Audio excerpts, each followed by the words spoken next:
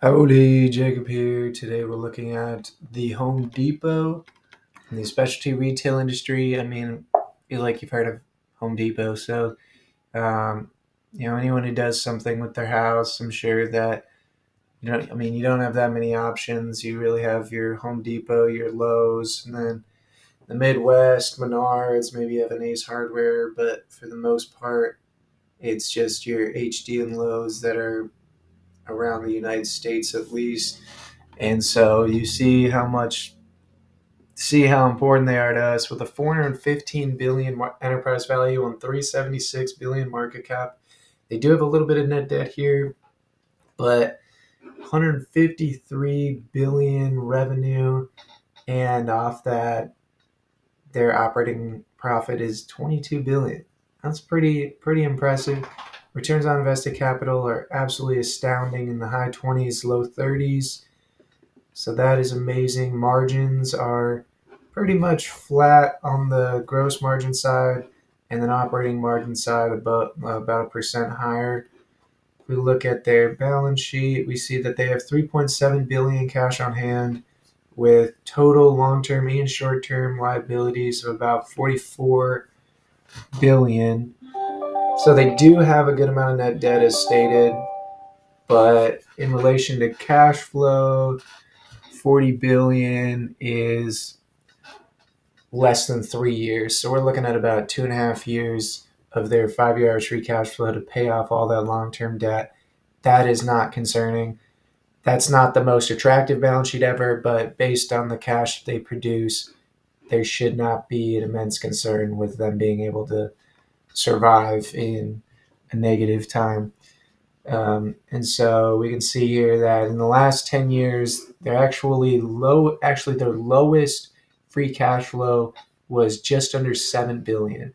And so even on that lowest figure, we're looking at 6 times. But again, more recently, because that was 9 years ago. More recently, we're pushing 15 billion easy. So use of cash is a little bit on acquisitions. I would say we're looking at maybe 10% of their free cash flow used on acquisitions, and then a probably split almost 45 or so common stock and paying out the dividend.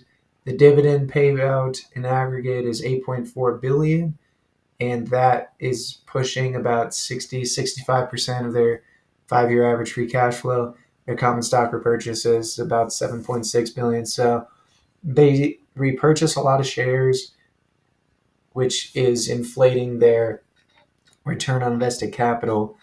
So it makes it look higher than it is. And so, the company probably does get a great return on the Home Depots that they build, to where they might get money back in 3, 4, or 5 years, which would be a pretty solid investment for you as the investor, but you just have to make sure you're buying it for an attractive price. So let's start making some assumptions on valuation. As for revenue, I think that you see that they grew extraordinarily from COVID and then kind of slowed down a bit, which makes sense because, they're a very stable business. And when COVID hit, everyone was doing things from home, whether that be gardening or trying to, do some of their own things since they have the time for it because they couldn't go out or such. So I think that I think it's leveled out pretty fine now to where I could see them grow 5% a year. I think they do have a bit of a moat here. I think that it's really just the two main competitors here of Lowe's and Home Depot. Outside of that, it's a bunch of regional places. So I do think that there is a little bit of moat status. So I put that into my PE and price to free cash flow. As for margins, they've been extraordinarily consistent. So I'll probably just do exactly what I'm seeing there. Share change, 2%.